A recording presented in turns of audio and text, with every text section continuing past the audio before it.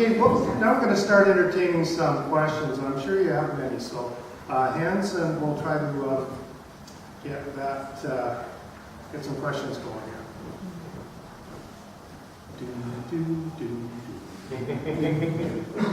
Okay, yes, right over here. Why are people like this? I mean, before we used to stand up for ourselves. Now we leave out and take whatever they give us. Why are we like this? Does anybody like to take Sure, his story. Here you go. I'm just going to let my... Pass around. Yeah, we'll just pass this down. Why are we like this? I don't think that there's I think some of it has to do with historical memory. I think that many people have not yet lived through a time where their neighbor didn't have the right to vote. I don't think a lot of people have, sadly, I think that we lose something when, there's almost nobody left on the Canadian left, as it were, who remembers the Great Depression, who remembers what happened when there was no net there. And for many people, there's a level of comfort, and it's all academic. But there's the other factor, which is that our communities and our social lives are organized differently now. And that's not a coincidence either. We have a society that is organized around communities that have to do with recreation, online communities where people are far apart. People are not interacting with their coworkers and neighbors in the same way before, because that too is a design feature of the system we have. We don't have people who are less virtuous today. What we have is the problem that our organizing methods for reaching people and finding common ground with them have not caught up to the social reality in which we live. And there are ways to do that, but there's no shortcut to doing that. We have people who are shorter of time, whose attention is more fragmented, who are unaware of what's coming down. And I just hope that people don't have to become reacquainted with not having the right to vote and not having anywhere to live before these kinds of things become relevant. But I don't think there's a failure of virtue. I think we've been out-organized, and the way to solve that is to organize. Yeah. Take a stab at it. Well, personally, I don't know why, but I can talk to my dad.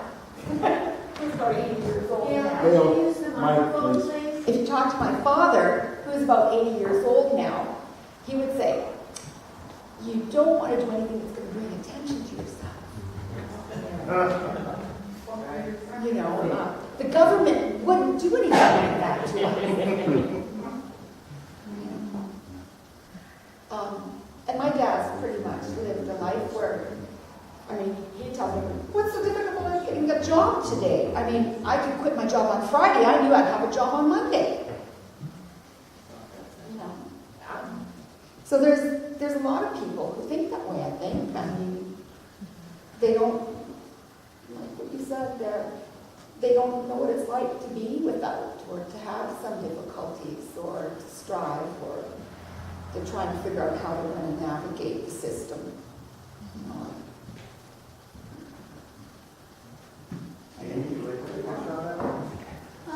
Sure. You guys have made wonderful points.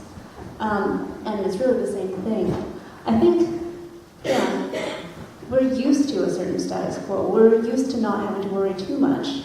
And so things have just kind of started slowly and slowly getting worse. And people don't notice when you do things really slowly, like when you boil a lobster. And, I think now people are starting to pay attention. Because we are coming together around important issues. And so the more we can raise our voices and, connect, that's when we can actually make the difference and stand up together. Because one person, can be really great and really powerful, but it's when we all come together that we really make the changes. Like we've forced them to do at least a little bit now. And so I think that, we're on the verge, hopefully, of another organization, but we've got a ways to go. Bruce, you like him? I think a lot of it has to do with money.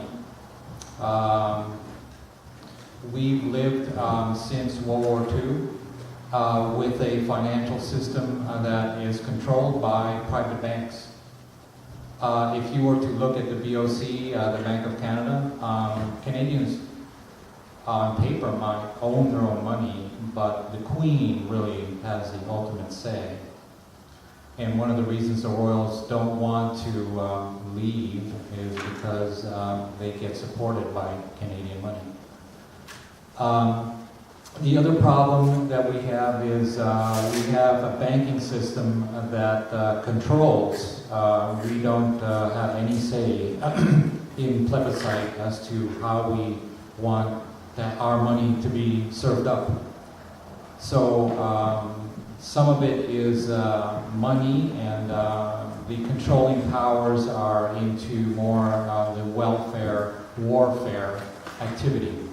And they need to condition the population to march in that tune. They did it in World War I, they did it in World War II, and they want to go to World War III with the current situation, quite possibly, I don't know. But that's basically what they're leading us into. We're too trusting?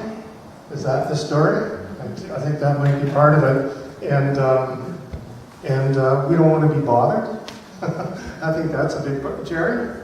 And then I don't know if it's so much as that we become more trusting. I think it's that our whole civilization is based around the fact that we're disconnected from each other. That everything we do is for some purpose outside of ourselves, outside of our community, outside of our country even. And so when there's issues that come along, you don't feel like you can go to your neighbor and talk about it, and they go to their neighbor, they can go to the other neighbor, and everybody starts banding together. We've become a civilization where everybody is individual and isolated. And I think what we have to do is exactly the opposite. It's create the networks, it's create the connections with each other, and create that sense of community, so that when these issues come up, we don't feel alone and we actually stand up and do something rather than sitting back because we don't feel anybody else out there really understands us. thanks for that, Jerry. Good luck. I was going to say, they're asking about why do we sit down and take it? And I'm thinking maybe it's got something to do with our media, which is I think it's the smallest monopoly of ours in the G8, and it's run by corporations. So we don't have anything to connect us together. That's why we become disenfranchised. That's one thing. It's like we're ripe for the picking. And we don't have the background of the civil rights movement like down in the States where people had to stand up on their hind legs. Would you like to comment, Steve? Yeah, I was going to say, I think it's a mistake, though, to imagine that there's a time when people who are organizing against disenfranchisement are clearly winning and well supported. These are moments we have often had to face, and it has always been meetings about this size. It has always been people at the margins who are involved in activity in this way. I think that I don't think we should develop too much of a nostalgia for levels of civic engagement and activism. Many of the things that have been achieved in the past in terms of voting fairness, in terms of civil rights, in terms of human rights, have been achieved with the majority of the population not mobilized and not supportive. And in particular, if we look at the expansion of the franchise in the teens and the 20s, media ownership was more concentrated. The gap between rich and poor was bigger. There were many structural factors that were actually more profoundly against us than there are today. I think I think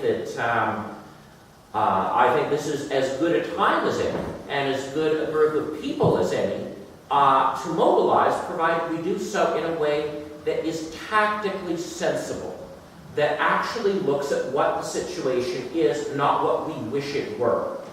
And I think that what I see a lot of in Canada is people going, it can't really be this bad yet. This can't actually be happening yet. And I think that was echoed by your father and by others. So I think that the only difference between us and a successful movement in opposing this legislation is the courage to stare in the face of what we're up against. Well said. Nathaniel, and then over here, and at the back. Mind if I borrow that? Sure, go ahead. Behind the dancer. Actually, do you mind if I go behind the desk? So Whatever you I want. don't get Oh, sorry. Oh, there's a high standard back there, though. Yeah, there you go. Hey guys, my name is Nathaniel Savansky. I'm a software engineer, and you may recognize me from the newspaper. I did the article on the Unfair Voting Act recently. It's a blue game. Yes.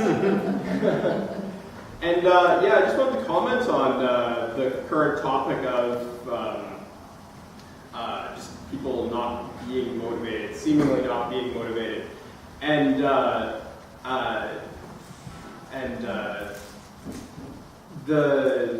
I think people are passionate about politics, and it's really a matter of spreading the word about things. We recently, in the States, there was a thing last year called the SOPA-PIPA bill, and it was basically a big conglomerate of corporations lobbying against the internet, and that created a really big communication in the States among all internet users, and just the word spread, and that's how action came about, and that ended up getting repealed. Until next time, of course. I mean, the lobbyists will be back, and it's kind of a never-ending process.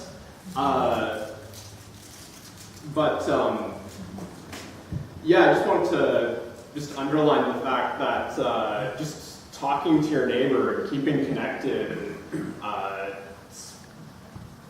socializing and making sure like you're expressing like what's bothering you in politics. It's just such a big deal, and I don't think enough people do it for everyone to be aware, because our media is certainly not doing that job right now.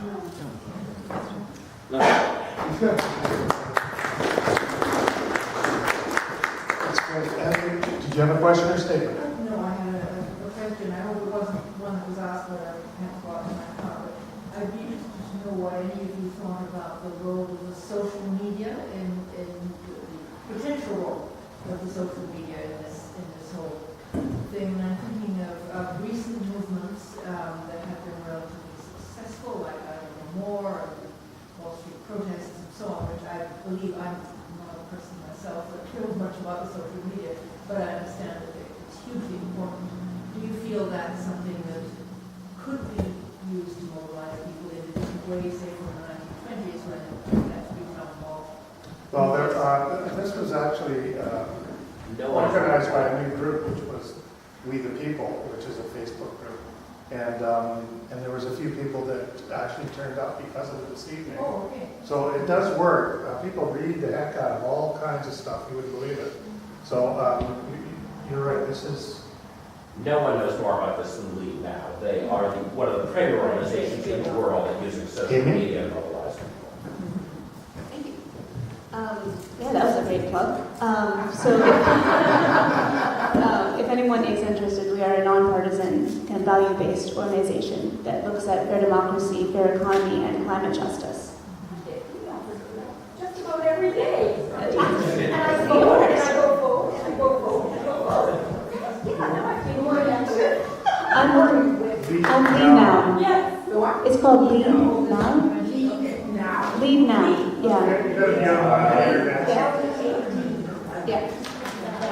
Yes. And just go vote once and they'll have you on every issue that's coming up. We do, and there are local groups as well starting. So originally it was founded as an online community with value-based petitions to mobilize our government, or to mobilize against our government. So in March, we organized a petition of over 82,000 Canadians And we then organized local rallies to deliver that petition to our MPs to try to get them to stop the Fair Elections Act. We were all over the media, so I do believe that we had, along with the Canadian Federation of Students and the Council of Canadians, we had a pretty big part, I think, in the changes that they've had to make.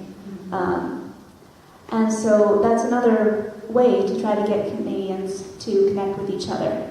We have a local chapter ourselves I'm from Port Coquitlam. I don't think there's one in Maple Ridge and Pitt Meadows. You guys would be welcome to come to our chapter if you don't mind, but you'd be welcome to start your own as well. And if you sign up, there'll be lots of information on what we're doing and what we can continue to do to come together and to try to stop this act and various other legislations that we don't like. It makes it really easy to sign a petition, doesn't it? And you get 50,000 signatures on a petition. It's the new, it's definitely the new kitchen table at the back end.